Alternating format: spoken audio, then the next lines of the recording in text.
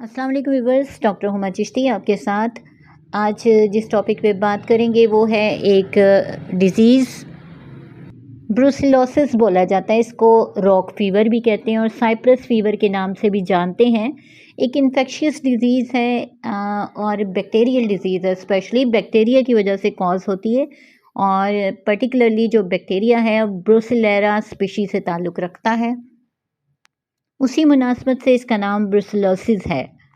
ये infection milk से भी हो जाती है, यानी दूध से हो जाने वाली इन्फेक्शन है और स्पेशली अनपास्चराइज्ड जो मिल्क होता है उससे होती है।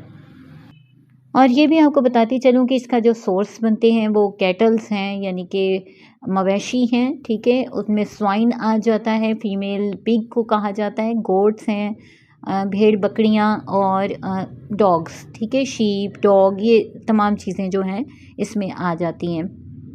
रेयर केसेस में ऐसा भी होता है कि मिल्क के अलावा ये अंडर कुक्ड जो मीट होता है, यानी आधा पका हुआ, जो आधा कच्चा सा, यानी फुली कुक्ड ना हो, जो अभी मुकम्मल तौर पे पका हुआ ना हो, इस तरह का गोश्त खाने से भी ये प्रॉब्लम हो सकती है। इन्फेक्टेड एनिमल से हो जाती है और एनिमल के बॉडी के जो फ्लूइड्स हैं उनसे भी ऐसा हो जाता है। स्पेशली देखिए कि फॉर्म में जो एनिमल्स होते हैं जैसे काओ, गोट, शीप, पिग्स या डॉग्स, इनसे हो सकता है। नए आने वाले तमाम व्यूवर्स को अपने चैनल होमियो डॉक्टर हुमा पे वेलकम कहती हूँ। इस बीमारी की जो इनिशियल सिम्टम्स होती हैं उनमें स्वेट्स हैं, ठीक है, पसीने आते हैं, फीवर हो जाता है, हेडेक होता है, यानी सर दर्द, बुखार, पसीने आना, मैलेज हो जाना, थकावट का हो जाना और एनोरेक्सिया हो जाता है, यानी कि भूख नहीं लगती। और फिर ये कि pain in muscles, joints and back, ये कंडीशन होती है। इसके साथ ही साथ रिकरेंट किस्म के फीवर्स होते हैं, यानी बार बार बुखार का आना। इसी तरह आर्थराइटिस हो सकता है, जैसे कि मैंने स्टार्टिंग में बताया कि इनिशियल सिम्टम्स में जॉइंट पेन्स होते हैं और फिर जब ये ग्रेजुअली ज़्यादा हो जाता है तो आर्थराइटिस हो जाता है। Swelling of the testicles and scrotum area, ये हो जाता है मेल्स में, और जिसे हाइड्रोसील भी बोलते हैं। फिर एंडोकार्डाइटिस हो सकता है, यानी दिल के गिलाफ की जो यानी दिल की जो झिल्ली होती है, दिल का गिलाफ होता है, उसकी सोजिश हो जाती है, ठीक है।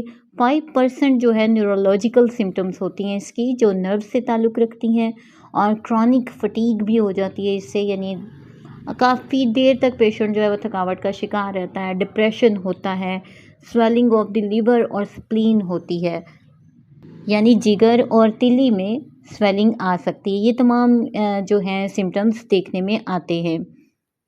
सिम्टम्स के हवाले से एक और चीज़ आपको बताती चलूँ कि ये 1 से 2 दिन में या फिर ग्रेजुअली सेवरल वीक्स में सामने आते हैं, यानी कई हफ्तों बाद भी ऐसा होता है कि सामने आने शुरू होते हैं। और उनमें क्या होता है कि हाई ग्रेड टेम्परेचर होता है, बहुत तेज़ बुखार हो जाता है पेशेंट को, लॉस ऑफ एपेटाइट होती है, जैसा कि आपको इनिशियल सिम्टम्स में बताया। बाद में भी ऐसा होता है, जब सिम्टम्स डेवलप कर जाती हैं तो उसमें क्या होता है कि बुखार होता है और भूख नहीं लगती, स्वेटिंग होती है, सर दर्द होता है और शदीद किस्म की थकावट होती है, कमर में और जोड़ों में दर्द होता है, डिप्रेशन की कैफियत होती है, कब्ज़ भी हो सकती है, पेट के दर्द होते हैं। इसी तरह से स्लीप डिस्टर्बेंसेस भी होती हैं, कफ भी हो सकती है, वेट लॉस हो जाता है पेशेंट का, स्पाइनल टेंडरनेस आ जाती है, यानी रीढ़ की हड्डी में दुखन रहती है, और फिर जॉन्डिस भी हो सकता है, बिकॉज़ इसकी स्प्लीन आपको बताया कि वो मुतासिर होती है, उसकी वजह से भी ऐसा होता है, जिगर भी मुतासिर होता है। तो कार्डियक मर्मर्स भी आ सकते हैं, यानी कि रिदम डिफ़र कर जाता है हार्ट का, और साथ ही साथ नमूनिया होने की शिकायत भी हो सकती है। अगर अभी तक आपने चैनल को सब्सक्राइब नहीं किया, काइंडली इसको सब्सक्राइब कर दीजिए। वीडियो को पूरी तरह वॉच कीजिए, बहुत सी इन्फॉर्मेटिव बातें साथ साथ करते जाते हैं और सुनने को मिलती हैं, लेकिन अगर आप स्किप कर देते हैं तो बहुत सी मुफीद बातों से आप महरूम हो जाते हैं। तो अब हम बात करते हैं कि इसको कैसे ट्रीट किया जा सकता है, यानी कि किस तरह डायग्नोस किया जाता है। पहले तो ये देखेंगे, ठीक है जी, ट्रीटमेंट डेफिनेटली होम्योपैथिक में ट्रीटमेंट इसका मौजूद है। ब्लड टेस्ट के ज़रिए इसको डायग्नोस किया जा सकता है, बोन मैरो कल्चर के ज़रिए होता है, सीरोलॉजी होता है, सीरम्स का टेस्ट होता है, ठीक है।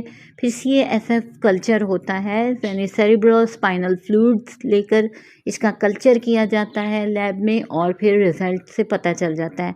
प्लेन एक्सरे के ज़रिए भी बहुत सी चीज़ें देखी जा सकती हैं, फिर CT और MRI करवाई जाता है। Liver and bone marrow biopsy के ज़रिए क्लियर कट आपके सामने पिक्चर आ जाती है।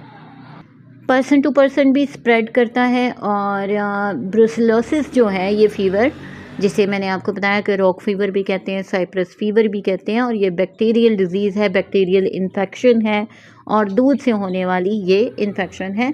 इसके हवाले से हम बात कर रहे हैं। होम्योपैथिक में आप जानते हैं कि हम according to sign and symptom deal करते हैं। तो उसमें ऐसा है कि एब्डोमिनल सिम्टम्स अगर सामने होंगी ज़्यादा तो हम कोलो देखेंगे मेडिसिन अपनी, मर्क्सोल देखेंगे। इसी तरह से नक्स वोमिका मेडिसिन है हमारी।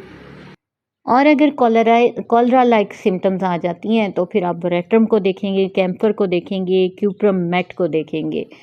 अगर जो टॉक्सिसिटी आ जाती है या सेप्टिक कंडीशन हो जाती है तो बैप्टीशिया या फिर आप क्या कहते हैं ना, पायरोजीनम को देखेंगे।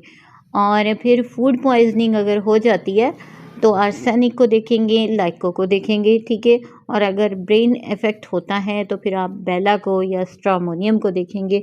इसी तरह बहुत सी ऐसी